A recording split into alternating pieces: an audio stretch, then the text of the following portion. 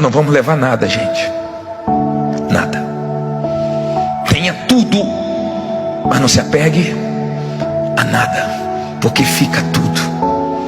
Fica. A nossa vida é frágil. A vida humana é frágil.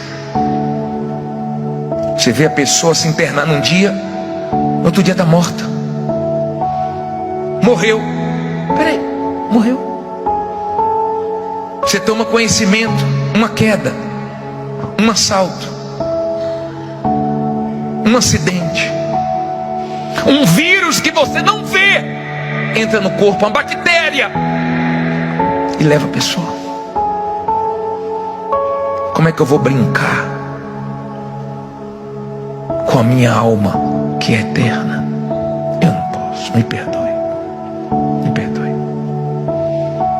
Isso é muito sério.